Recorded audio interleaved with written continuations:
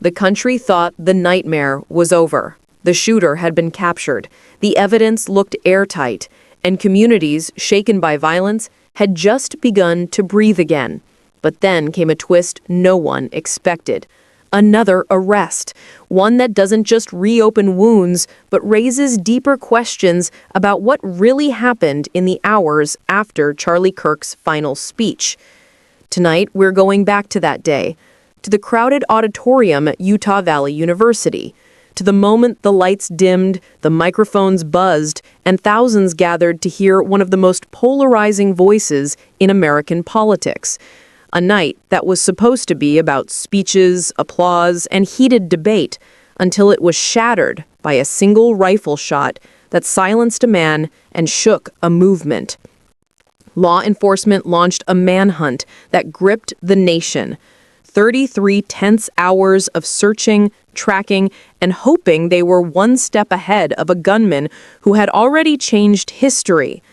But while police were racing against time, someone else was working against them, deliberately, sending investigators on a false trail at the very moment when every second mattered most. Prosecutors now say this was not a misunderstanding. It was an intentional act meant to interfere with justice, a decision that could have cost more lives, delayed the capture, and maybe even let the gunman slip away. So ask yourself, what happens when false claims steal precious hours in the middle of a crisis? How many lives are put at risk when deception enters the picture while an entire country mourns? And what does it mean when law enforcement must chase lies as well as criminals? According to charging documents, the man accused of making that false claim is 71-year-old George Hodgson Zinn. Investigators allege that he came forward claiming he was the shooter just hours after the assassination. But prosecutors argue this wasn't confusion, it was deliberate sabotage. His actions forced police to divert resources, question his story, and check his alibi, all while the real suspect remained on the run. Think about what that means.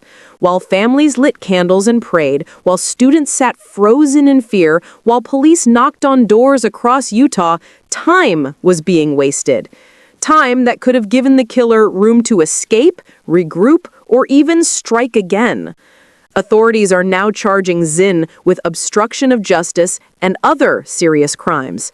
They say his actions didn't just waste hours, they put an entire community in danger. And his arrest has forced investigators to reopen every detail of those first 24 hours. Who was helping, who was hindering, and how many other false trails were laid in the chaos that followed Kirk's death. Meanwhile, forensic teams combed through the crime scene with relentless precision. On a rooftop across from the auditorium, they discovered the rifle, a towel, tools, and shell casings. Every item was tagged, swabbed, and sent to the lab. The results were damning. DNA matched 22-year-old Tyler James Robinson. Ballistics confirmed the fatal shot came from that rooftop. But the physical evidence was only part of the story. Digital footprints told the rest. Investigators uncovered messages in which Robinson hinted at what he planned to do. A note on his keyboard spoke of an opportunity to take out Charlie Kirk. Discord messages revealed warnings to friends and even an eerie confession, "It was me at UVU yesterday." What kind of mindset writes something like that? What drives a 22-year-old student, someone with a future, a family, a life ahead of him, to cross into violence? Detectives say Robinson's online world showed troubling signs. He spent time in digital spaces that reinforced anger, isolation, and resentment. His messages grew darker in tone, more hostile, more final. Experts now warn that online echo chambers can intensify anger until it spills into real-world violence. But motive remains a mystery. Was Robinson driven by ideology, by personal grievance, or by a combination of both? Prosecutors call it deliberate and planned, but the why continues to hang heavy over this case. And that's what unsettles a grieving nation. Because if Robinson was radicalized, influenced, or even encouraged by voices around him, whether online or in real life, then this tragedy isn't just about one man and one gun. It's about the system that failed to catch him before he acted. As the trial approaches, prosecutors are preparing to seek the death penalty.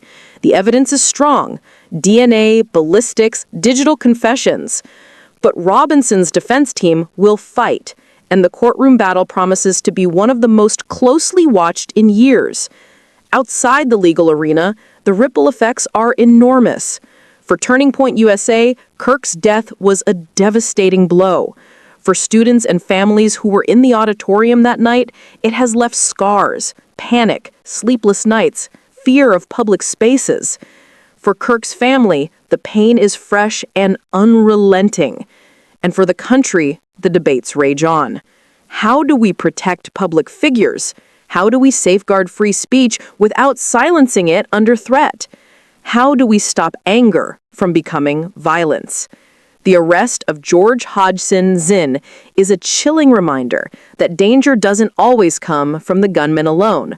Sometimes it comes from those who mislead, distract, and obstruct justice when every second is life or death. The story is far from finished. Each week brings new details, new questions, and new revelations.